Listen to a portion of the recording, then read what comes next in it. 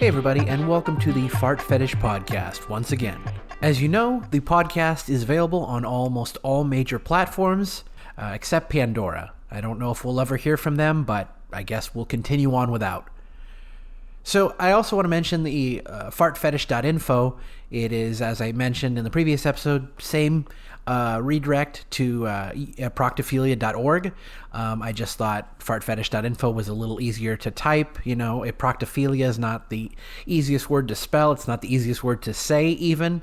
But fartfetish.info will be what I generally say going forward.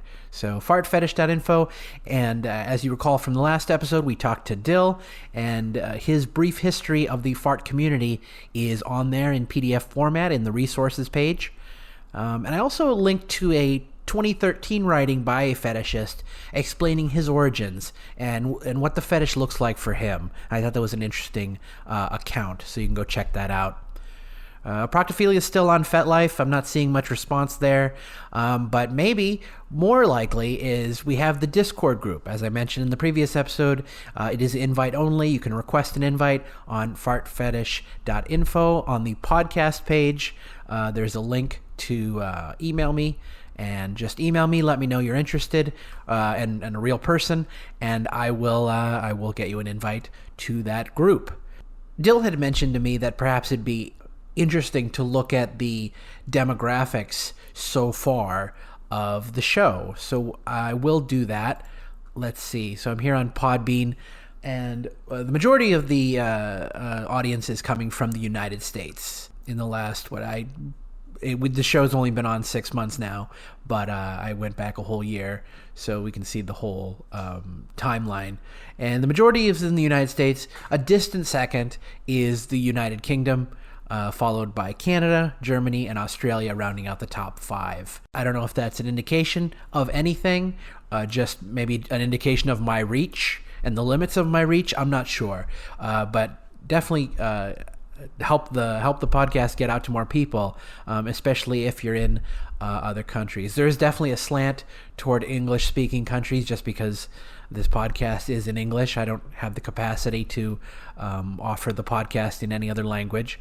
But I'm glad to see we are getting a diverse group, even if it's heavily majority based in the United States.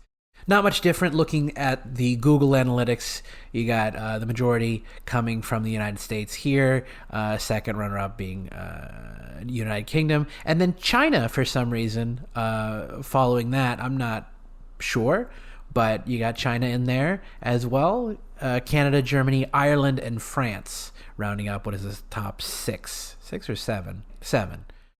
I'm unfortunately unsure about the breakdown in listenership between the gay and straight sides of the community. I would generally lean towards saying that the gay and bi side is driving listenership, just given the response and engagement to social posts, which have been, clearly much warmer from the gay and bi community. Really, the only existent response, actually. I haven't seen too many straight fart fetish fans speak openly in their praise or anything towards this praise or questioning towards this podcast. It's usually done in secret or within our communities, like on Gassy Erotica, for instance. But yeah, that's the demographics I have. If I have more, or if it spikes in some way or goes crazy, maybe there's a upset in which country is the top listener. We can have a contest. No, I'm kidding. But I will keep you abreast of the demographic changes if there are any. This episode I wanted to spend mostly talking about some of the podcasts I listened to that talked about this fetish. I remember Damien had mentioned really enjoying the Howie Does Stuff podcast with the farts in jars woman Stephanie Matto. So that's where I started, And I also listen to The Other People's Lives and a couple other ones. But Howie Does Stuff and that episode and The Other People's Lives are the two I think are probably the best examples of how to engage with this topic respectfully. Because I think both Howie Does Stuff and the Other People's Lives podcast did very well in how they did it. So I'd check out both Howie Does Stuff and the Other People's Lives podcast. I thought the Other People's Live podcast with the fetishist was a little more interesting, just because it's an actual fetishist, not someone catering or selling to the fetish. I'd say the biggest takeaway is what the fetishist interviewee said at the end. About meeting and surrounding yourself with the right kind of people, feeling comfortable in yourself and your group, and then don't be afraid to cross that line and ask for something. You will find your person and group through the confidence of stepping forward and asking for what you want. This is something I've said about building comfort with someone and then tactfully, seriously sharing this part of yourself with them. If you don't, and you just keep harboring it, it really can only continue to eat away at you. I mean, if you don't think about it, if you don't, need this fetish aspect, you have other interests, other aspects that, are being fulfilled for you, and that's more than enough for you, that's awesome. But if you do want a relationship with someone and you want to share this fetish with them, or you need to, then I think this is the way to do it. Finding the right people you're comfortable around, people you feel comfortable enough to share with. This is the only way to progress. Be yourself. Be comfortable in yourself. Try to eliminate shame. I don't think there's any other way forward. In a similar vein, the biggest takeaway from Stephanie Matto is that she believes some men engage in the fetish because they want the full girlfriend experience. They want that feeling of intimacy with a woman, and few things come closer than a woman farting in front of you. In fact, some of it breaks a boundary, which is what Howie and Jacqueline also mention about how it is important to destigmatize farting in general. So it's not something that could potentially end relationships, since it is just a natural bodily function and everyone farts. Stephanie Matto did relay a story she had been told about a relationship that had ended because the female had farted, if I'm remembering that story correctly. But it is something to that vein. I also listened to the ETC podcast, or etc. podcast, number 249, but I didn't link it because I think this is a bad example of covering our fetish. Even though it's titled Explaining His Fart Fetish, that's the title of the podcast, the hosts barely talk about fart fetish for maybe 2 to 3 minutes out of a 30-minute show, and when they are talking about it, they show no respect towards it. The negative example that I did link is the Clickbait podcast, which is basically just two guys giggling about fart news stories or articles from the internet. That seems to be their brand. They're just reading and reacting to things. They do no research. They make funny comments. It's even in their intro that they do no research. It really, that show is more just about them cracking jokes every minute than any actual coverage of anything at all, including this fetish, which they didn't cover. They didn't give you any new information, and they showed no respect to it. As I said, I'd only recommend listening to this if you want to hear two uninformed and disrespectful guys making jokes about fart fetish for about 40 minutes. They even use terms like twat, freaks, weirdos at points to describe fart fetishists. There's very little useful information here, and none of it comes from the host commentary. The hosts don't even need to be there, basically. You'd get more information if they weren't there. Clickbait spends the entire length putting down fetishists and laughing at them. This is the most bad faith coverage of the fart fetish from the examples that I've heard. So it's a comparison to how to do it right and how to do it wrong. I applaud the Other People's Lives podcast for actually approaching both aproctophilia and actually corporophilia with respect, even though they didn't understand either of the fetishes. The curiosity was genuine, and their respect for their guest was very clear. And I've linked, of course, OPL's podcast for the fart fetish and the female poop fetishist, which is also a really good interview. I would check that out, fartfetish.info on the resources page. Some key points from that interview, from the interview with the corporophilist, the female poop fetishist, is that she feels like she was born with it. That's likely her assessment. The taboo element is seemingly her most attractive part of the fetish to her. And as she said, paraphrasing, the best advice is to accept it and embrace it. Understand that having a fetish doesn't make you any lesser of a person, and you need to reach a place where you can believe that reality for yourself so you can grow. Also, talking about it is important, and showing fetishists having normal conversations brings in more people outside this fetish to try to want to understand it. I, in fact, saw a tweet yesterday, day before yesterday, doesn't matter. But there was a tweet of a person who recorded farts for someone by request, but then tweeted like, no hate, but what is this fart fetish thing? Can someone explain it to me? And someone actually linked, Adil actually linked the website and the podcast. So people are willing to come in good faith to this discussion. And I think that's very important. We need to find supportive groups and partners and then share ourselves. And then this slowly will expand the understanding of people who have this fetish and people who are willing to understand this fetish. People who in good faith are not just going to turn a knowledge of a fart fetish into a butt of a joke. Because as we know, as we see from these comedians who are now running out of their time, like, comedy changes. The audience changes. It used to be okay for white guys to get up on stage and do an Indian accent. Oh, hello, I work at 7-Eleven. Why did they do that? Because Indians were not in the audience in heavy numbers. Indians were not there to say, hey, this isn't funny. We don't like this. What the fuck is this? Yeah, a lot of us work at 7-Eleven, but what the fuck do you think you're doing commenting on that with no intelligence, no real social commentary about it? You're just doing a funny accent and everybody's laughing at you because they're equally as ignorant. They haven't seen an Indian guy.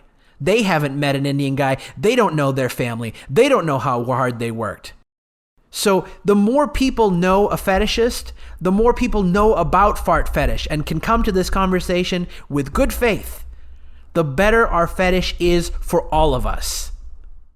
Unfortunately, I do feel like the guest in this, not to get off my soapbox, but I do feel like the guest in this interview, the poop fetishist, while she said she didn't kink shame, I feel like she kind of otherized the more extreme sect of her own, scat fetish, which I think is a little contradictory, at least in the way she talked about it. Maybe she misspoke.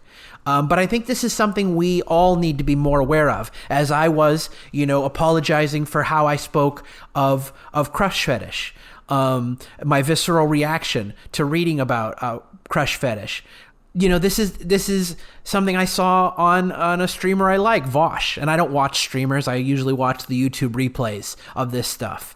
But from my perspective, Vosh is not immersed in the kink community that I know of. But to hear him say, and I quote, "All vor is disgusting," categorically disgusting, was, I think, a misstep.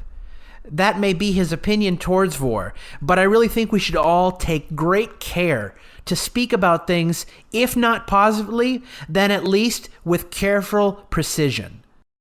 Our words matter, and our words are basically being recorded all the time. If you tweet it, if you say it in a podcast, it's forever. So we need to be very careful about how we speak and how we say things, and make sure that opinion is the opinion we want to get out there. I think all vor is disgusting, categorically disgusting, is not an appropriate opinion. What did Vor do to deserve such a harsh, odious opinion? It can be disgusting to you. And you can say that. Vor is disgusting to me. But don't say Vor is categorically disgusting. Say precisely what you mean in your heart, as if you were speaking to the affected group, as if you're speaking to who you're talking about, and only say that. Would you tell a Vor person, hey, I think your fetish is fucking disgusting? You gonna say that? Then you're a shitty person if you would. Getting back to the topic at hand, I also listened and linked the Two Hot Takes podcast, which the host actually discuss a fiance that kept his fart fetish from his partner until after he proposed. I thought this was actually very fair and balanced commentary from the two hosts here. Respect given to all parties involved. And in fact, they both said they would give this person, this fart fetishist, a second chance. And that even despite him being a little unfairly coy about his fetish and waiting until he had a sense of ownership on his fiancée before feeling comfortable enough to bring it up, not great. But these two hosts don't seem to think it was that big a deal. They seem to understand his hesitation in wanting to share that part of him. And look, there's no guarantee that these women would react that way if they were indeed in this situation. However, their reaction does give me hope that people can indeed share these fetishes with their partners and should. If that relationship is strong, if people are being honest and vulnerable, emotional with each other, then they should be able to at least hear their partner out respectfully. One of the hosts even talks about farting in retaliation to her boyfriend's constant farting around her. So maybe that's worth listening to as well. Check it out. It is linked fartfetish.info. There's a few more podcasts I need to check out. They're on my list to listen to and make notes about. But check out the ones that are linked on fartfetish.info now and tell me what you think. Let me know if you have any views that are differing from mine. I'd love to hear it. On FetLife, I actually got a message from somebody who asked, I'd love to know what you like about this fetish and how it normally plays out for you. Now, I wrote, for me, I think it's the degradation aspect that I like the most. I like the idea of being tortured and tormented by farting. The idea of farting and torment are inseparable for me. I guess I see it as a total loss of agency in that you're subject to be someone's seat and made to endure farts as a consequence of being a seat, without any regard paid to your suffering. Why I like that, I'm not sure, but I've liked cruel farting since childhood. I recall fantasies I had from back then. As I think I've talked about on this podcast, it's only really played out for me with paid prodom and my ex-girlfriend when we were making fart videos together. You know, her humoring my desires for farting and film production. In response, the person said, I'm glad you found individuals willing to play with you. Is it hard to find local people? And I guess it's not something that you can play online. I'd say it's difficult, I respond. I'd say it's difficult. I'm also introverted, so it's a little harder since I'm not super comfortable approaching people. I've gone to kink parties and events for a while, and most people don't know what the fetish is and don't really want to, or can't engage even in a conversation with it, or even just face-sitting. I think when you say things like you're a fan of face-sitting, people just assume you're a pervert because it's seen as a kind of overly sexual act. But that's not really the approach I have to the fetish, as you know, being that sexual. But perception is what it is. And that's why this podcast exists, to try to change and improve perceptions of fart fetishists, so we're not just seen as weird guys who post desperate personals repeatedly on Fet that no one will ever respond to. Or the other opinion that we always want to elevate to scat play, which seems to be something, that's thought about us, according to that last episode where I talked about the experience talking to that male dom. I continue. I've seen a few online experiences. I don't know if that would excite me in the moment, maybe rewatching after the fact, but there are some people in VR doing this kind of play. I'm not really in VR currently. I love tech and video games, but VR is a bit beyond my enjoyment or how I feel like I should be spending my time. It's very possible, though, that this is where many fart fetishes will get their fix and interaction in the near future. I see it as very possible. This fetish can be difficult to relate to people in real life, or too specific to rely on locals. So an online sect of people willing to roleplay this kind of kink will likely grow. I'm not saying that there can't be a in-person IRL community, but I think also the just fervor of online activity will lead to a growing sect of online fart fetish role players in the VR space. I think it maybe it already exists even. I mean, there's definitely a number of videos on this vid showing like VR fart engagements. So I think that can only increase. If for nothing else than the business opportunity, the business exploitation, if you will. So another post on FetLife was this. It's just guys and sex workers. Why even try anymore? Nothing against sex workers, but it's discouraging to feel like that's the only way to find a girl in this fetish. This is something I responded to. And I said, I think it's just the fact of the demographics. Straight male fart fetishists like female farts, but the men outnumber any potential women, if any, by many magnitudes over. Any unicorn woman who did like farting, it makes complete and total sense she'd monetize this because the demand is unquenchable. I think this speaks to the presumption that there probably aren't many genuine female fart fetishists. There could be some, but the results are looking to pan out towards the numbers being quite limited. I think we need to come together better as a community. The M4M, male for male, fart fans seem to have some semblance of community. But M4Fs, men for females, don't really want to talk to each other.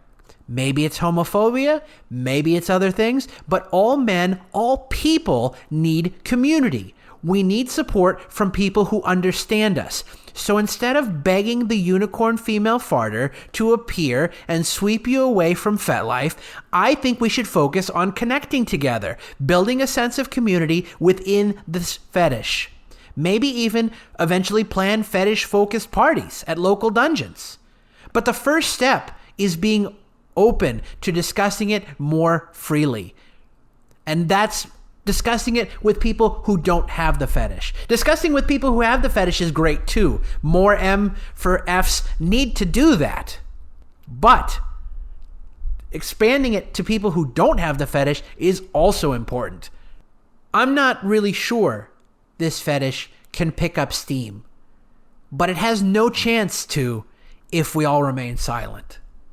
And that's why I started the Fart Fetish Podcast. I wanted to control the conversation around this fetish. Not just me, but I, a fetishist, wanted to have a say about it. Have it discussed by actual fetishists rather than opportunistic podcasters or article writers. In these 6 episodes I've done since the beginning of 2022, the sense of community between fetishists, I think, is vastly more important than the perceptions coming from outside, which is also important. But our community together is what's going to improve the perceptions. We have to, I hate to quote Jordan Peterson, but we might need to clean our room on this one first. In which case, the room is the community of fart fetishists. We need to get together, and then we can work together to improve perception. And I ended with, if we can't support each other collectively, no one will support us individually. You know, engagement doesn't have to be hard. You know, make a comment, discuss, share the podcast, share the website, share an article. Talk to your fellow fetishists about something that isn't porn related. I've had 3 guests on. I'm more than happy to have as many guests. I could have a guest every day if people would like to come on. Because this is important. Me sitting in a room reading off my script to tell you what I thought about some podcasts is fine, but we need to do more. And we do that by coming together and supporting each other, talking to each other, sharing ideas, thinking a little bit outside of our dicks. Use your brains instead. Think about, why do I like this? Where did it come from? Really do some deep searching. And let's talk. Let's talk about how we can improve people's perceptions. Let's strategize of how we can talk to women about how we like this. What's a way that worked for you in talking to women? What's a way to bring this up? Because the longer we live online, the harder it's going to be to go out there. And take it from me, I'm one that is super afraid of talking to people, getting hurt, being disappointed. It hurts. But I understand that if I want it to improve, I have to do more. And if we want this fetish to improve, we all have to do more. So this came from somebody I've been having a back and forth with on FetLife, and they asked, how important would the fetish aspect be in a relationship for you? And do you feel like your relationship prospects are limited because of this fetish? And I responded, the fetish is pretty important to me, but I'm also just kind of happier single. So I'm really wanting for someone who truly feels like a match for me, not just the fetish. I don't do casual sex or hookups. I've only had 1 or 2 girlfriends over my life, and both of them I was able to at least talk about the fetish with. I'm not going to live with someone or build a relationship with someone who couldn't understand me. Doesn't make sense. They don't need to do the fetish, but they need to understand that I make content. I might watch fart porn. And these are things that are important to me. Someone who understands my work and background, fetish or not, is the type of person I'm looking for. Ambitious, smart, no walls or social masks. I want the true core of a person, their humanity, just as I'd give it to them. In an ideal world, I'd connect with someone who wanted to make content too, but I may have already had that part of my life. It may be too much for me to expect in life for that to come again. I'm also an introvert and not too eager to strike up conversations at the bar, so I've kind of accepted that I'm actively making it harder for myself, and for the time being, I'm kind of okay with that. I have my ambitions, my passions. That's where I want most of my focus to be. If someone vibed with that, or they had their own thing, that might be a partner, but it's not something I'm actively prowling for. I've had the stupid arrogance to think that maybe someone will like me for me, pick me out of a crowd, but it's probably a stupid delusion in a world where men just grind up to a girl at a bar, and that's kind of the accepted social norms. I think that also comes from being a submissive, in my opinion. How do you pretend to be a, hey baby, type guy, and then not have any of those vibes inside you? You want them to dominate you. You want them to take charge, but society isn't built that way right now, and women have their pick of the litter. Too many picks, in fact. There's no time for a quiet guy standing on the wall. The real question is where to go to meet people on a real level. Make real friendships. Where's that space? Is it meetup groups? Like go join a photography club or a bird watching group? I mean, obviously you should like those things. You should go to a meetup group for things that you enjoy.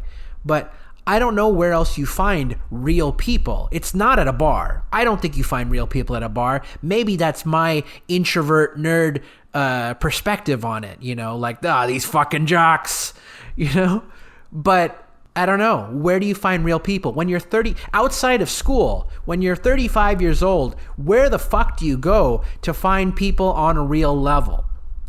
Without egos and masks and just all the social pressures that exist in a place like a bar or a club or whatever. Reading club maybe. Maybe you should go to a reading club. Book club. Somebody asked me this question. Tell me more about this dungeon business. I've never been involved in that scene of kink stuff. I'd love to, but I'm a bit nervous to make that leap. And I responded, I think the easiest analogy is a strip club for kink, but it's one-on-one. You can walk in, you can make an appointment, you can see a dom or male dom even, female submissive, whatever. And you tell them about the scene you want. Obviously for farting, especially, from experience, an appointment is better so that the person can prepare. But that's basically it. It's a brief chat. If it's your first time, you plan the scene and how many hours you want to go, and then you go do it. I don't think there can be any sex involved unless maybe it's like using a dildo or something.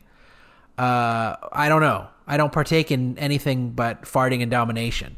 But there's a clear delineation between going to a pro-dom and seeing a prostitute. Similar to the line between stripper and prostitute, although, some strippers may also be prostitutes or may also offer prostitution services, but that's entirely outside the scope of the dungeon. The dungeon is for kink. It's not for sex. That's the basic idea. I talk a bit about my last experience at a pro-dom on the Rocket Review podcast. But a quick summary is basically I probably wouldn't go back until or unless I was in more control of the scene, like a content producer, rather than deferring to the pro-dom to fully understand and deliver the exact nuance of what I want. So basically, I didn't feel like I made a fairly specific request, and I still feel like it was lacking in terms of domination, lack of autonomy, these ideas. I didn't feel like I was truly a victim in that scene. And that's not the dom's fault. I guess I could have been even more clear, but I think the best option for me would just to not go back and spend that kind of money. It's like fucking, I forget, it was like 2 hours or 3 hours, like $800. Not cheap at all by any sense, but it can be an experience worth going. I think I've gone like 3 or 4 times total. So it can be worth doing, but it is not cheap. But the point is, for my experience, I just want more control. I'm not saying I want to control the dom, but it's a lot of money to pay to not get as close to exactly what you want as possible. When I feel like my content has more value than going out and experiencing it with a pro-dom, I think that's a problem in my mind. As I mentioned, if you're a dominant, they also have subs and switches on staff at these dungeons usually. At least the place I know in Los Angeles does. But I don't know if they'd engage in fart play as much as a dominant might be as the giver. Total speculation, but seems plausible that people wouldn't want to be the staff, submissives, or switches probably don't want to be farted on. Seemingly. This is a guess. This is just a guess. The dungeons out here in Los Angeles will often host parties, public and members-only parties with various themes. A party for newbies, a party for rope fans. Anyone can attend, but those are the themes, the ideas driving those parties. I'd love to see one for fart fetishists someday. I don't even know if we could be allowed to do that, though. I think face-sitting is considered breath play, which is considered too risky for these parties. Public parties often ban mouth-to-genital and genital-to-genital contact, but members' parties sometimes do not. The dungeon is unfortunately pretty cliquey at parties, and being a fart fetish fan, a face-sitting fan, really gains you no friends and, honestly, blank stares. As I mentioned on the podcast with Dill, one male dominant told his feelings about the fart fetish in his experience is that it's used as a foot in the door to scat play from his perspective.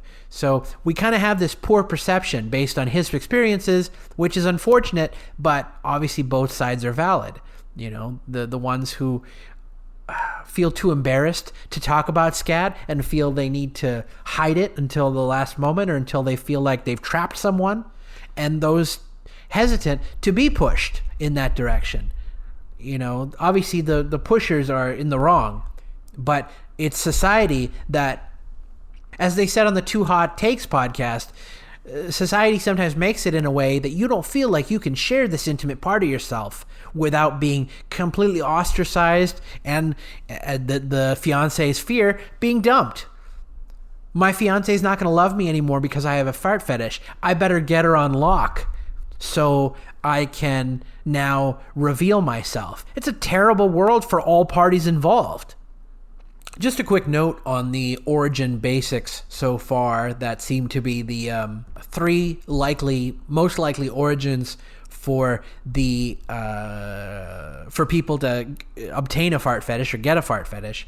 Obviously, there's probably variations, but the three main themes seem to be taboo, which is maybe taboo farting in the household, as we kind of talked about with Damien.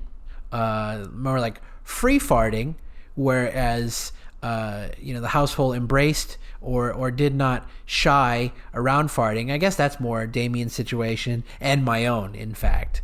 But the taboo element has been mentioned by people who, there is no talk about farting. They don't fart in their family. They don't, all this. The farting has taken on a supernatural power because it has been banished, in other words, by being taboo. And then, as I said, the free farting, which is, household either embraced or wasn't shy around farting.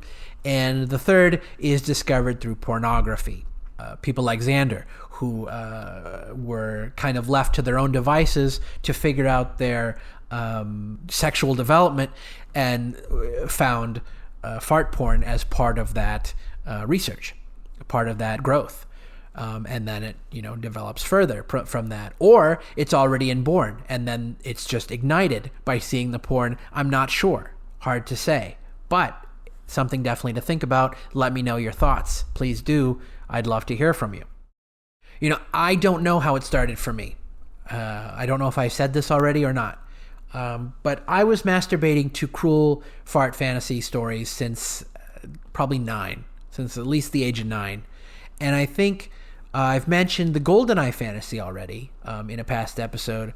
But one fantasy I think I haven't mentioned, or mentioned just to specific people, was actually I guess you could say a homosexual fantasy, prepubescent fantasy, I guess would be more accurate. But it was the fantasy of male giants bursting through the walls of my kindergarten class, or whatever class, first grade class. And they bust their asses through the front, the chalkboard or the whiteboard, and there's an ass there, and now it starts farting, and all the kids, they're starting to run, and then another ass comes as they're trying to exit, and another ass. All four sides are surrounded by these giant male asses, and they're all just farting and blowing gas all throughout the room. My teacher gets sucked up into one of the asses, and now she has to smell all the pre-farted farts in this little cavern of the anus or whatever. Obviously I didn't know biology or anatomy at the time, so teacher just gets sucked up and now is living in a little anus cavity where she has to endure the farts before they're blasted out. And that was kind of the prepubescent fantasy. And then, as puberty came along, my fantasy started moving towards farting women. One example I remember was a Tom Clancy novel I was reading during reading time. And the guy's waiting in his car.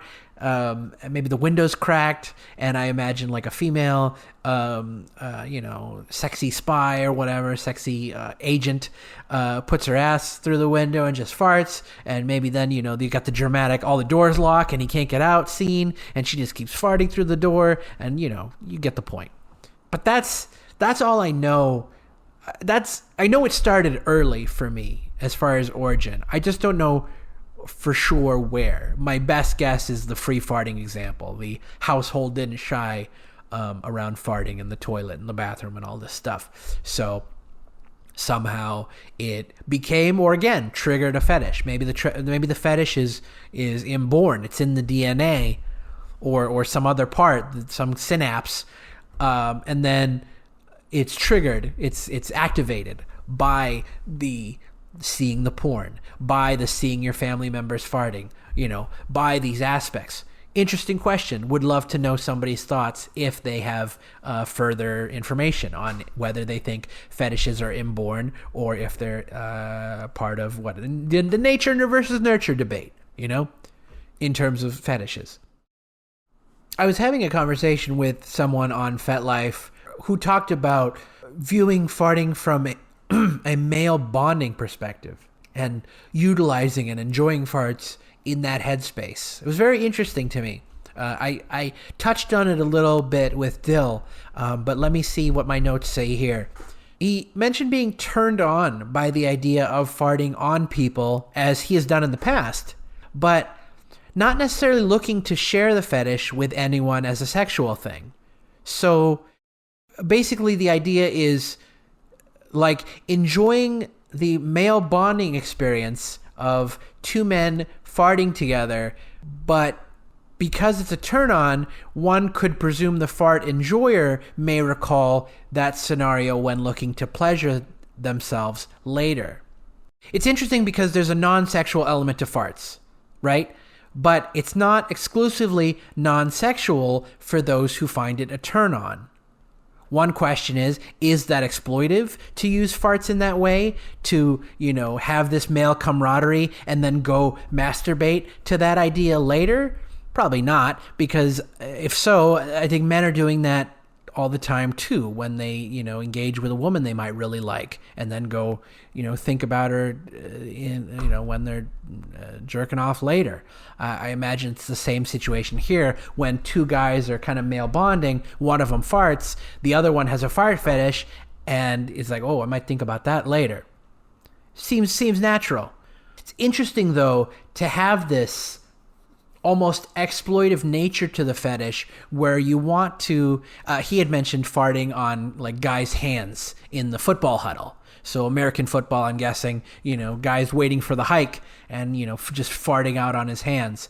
And all the guys laugh and enjoy it. But for him, the farter in that case is sexual. He enjoyed that more than probably anyone else there with their humor and laughing. He's going to possibly go home and jerk off to that.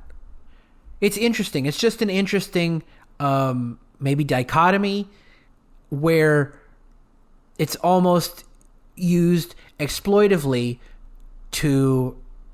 as an aphrodisiac for yourself, because you're not engaging a man to go, you farted on his hands and now let's go have sex in the locker room.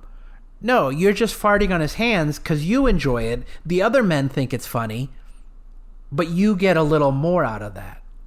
You get a little more out of that engagement than the other men laughing. Again, something to think about. Anyone in the gay and bi community, please feel free to, and anyone, but definitely the gay and bi community, let me know what you're thinking on that topic, if anything. I was talking in a Telegram group about, or asking, I guess, taboo and intimacy. Are they the same thing? An element of taboo is an intimate detail. I think you could argue that. But something that might be an intimate detail might not necessarily be an appealing taboo, like maybe a dark secret about a person. So if that's true, does that mean that taboos touch on intimate details of a person? Or is there more to taboos than that? Taboos are like things society doesn't approve of or want to discuss. So farting, shitting, these are examples of social taboos, even though we do these activities regularly. So, to have an attraction towards the taboo of farting, for example, does that necessarily mean then that the attraction is towards this intimate detail that society happens to say that we cannot know about? So imagine a world where farting and shitting aren't taboo. Maybe there's 2 toilets in every bathroom because it's common to share a shit with your partner. It's tradition. We don't fight against tradition here. If that were the world, could you develop a taboo arousal for shitting? Or would the taboo actually be shitting alone, in private, like you're some kind of secret pooper? What are you hiding, secret pooper? I guess that would be an inclination towards using the bathroom in peace and solitude, and the fact that it was illegal in this example, but desirable, could make it appealing even in a sexual way. And maybe connected, maybe separate, is intimacy the same as camaraderie and bonding? Something to think about. Please let me know your thoughts. Anywhere you can get in touch with me, please do, and let me know what you think. Maybe I'll talk about it here on the podcast. I had a fetish conversation. I had another conversation about the fetish and sexual frustration. This person writes, I think fart fetish leads to sexual frustration. I've read briefly about unhealthy and healthy sexuality, and for me personally, I recognize fart fetish, as well as my other fetishes, as unhealthy sexuality. On a greedy level, I would like to shift my sexuality to something that causes less sexual frustration and more happiness/pleasure. And I responded, this is probably true if your goals are less sexual frustration leading to more happiness, then yes. Don't fuck with a fart fetish if you have a choice. If you think your fetish is preventing happiness, then I think you might have a larger block to happiness than your fetish. If getting laid equals happiness to you, then don't be a fart fetishist if you can help it. This seems pretty clear to me. Maybe a little harsh, but I think it's true. Maybe I'm wrong. Please let me know. Their response. I'm confused. Is a fart fetish not about sexual desire for farts? What is the meaning of your interest in farts, if I may ask? My response. I would say it's a sexual interest in farts, but my pleasure is fully quenched by masturbation. I have no need for intercourse with or without farts. My desire for a partner, while minimum currently, has nothing to do with wanting sex because I just don't care about sex. I have no desire for it. If you don't know, if I've never said on this podcast, I do identify as asexual. I do want a partner. I'd love to have, a relationship and someone, to care and love about me, to give a shit about the things I'm doing in my life. But I just don't need sex. I don't really want it even. I continue. I consume fart content and I enjoy myself to it. I've gone to Prodom and experienced farting there too, but I don't see the fetish and sex to be inherently connected. I imagine someone who'd want to have sex with me would not likely want to do the fetish with me. The odds are poor that they will like both things. Since I don't care about the sex, I forego the someone to have sex with aspect and I embrace the fetish. Many people go to dungeon parties and engage in pickup play with strangers, play like rope, impact play, etc. These strangers do not engage in kink and then have sex with each other. It's not allowed in public parties generally, and that's not what the parties are even for. So fetish/kink and sex can be entirely two different things. People may masturbate to the thoughts of their play later, but the act itself is not about having or working up to sex necessarily. With couples, kink and fetish play may lead to sex, but that's not the only way to do kink. We're coming out to the end here. I do want to leave with a thought experiment, perhaps. I saw a post seeking a woman to vomit in a guy's face. And I wonder, how does one get a vomit fetish? Piss, shit, and farts all are done on a daily basis by everyone. So a fetish association there seems plausible. Here we all are. But how with vomit? If anyone has a vomit fetish, I'd be interested to know. Just a thought I had. Please let me know your thoughts. And finally, there was a post on FetLife. Maybe this will give you some encouragement. I hope it will. And it reads, I remember I dated this girl for a while and told her about my fetishes. She was surprisingly cool with them. We would play Minecraft for hours with each other, and each time she had to fart, she would say, "Here comes one," and put her bodacious butt in the air. I'd put my mouth around hungrily and suck everything that came out. And that's all it takes. Sometimes you just have to share this bit of yourself. If you don't ask, you can't get it. And that's just the fact. That's going to do it for this episode of the Fart Fetish Podcast. Don't forget, fartfetish.info. We got all the fart fetish info you would need. The podcast is linked there. We got resources there, including other podcasts about fart fetish that have covered fart fetish. And we'll see you over there. Join the Discord if you're so engaged and interested in having the conversation, elevating the conversation, adding more to the discussion. Please do so. Help us do more. Let's get fart fetishists a much better perspective in this world, in kink, even amongst just ourselves. Thank you very much. I'll see you next time.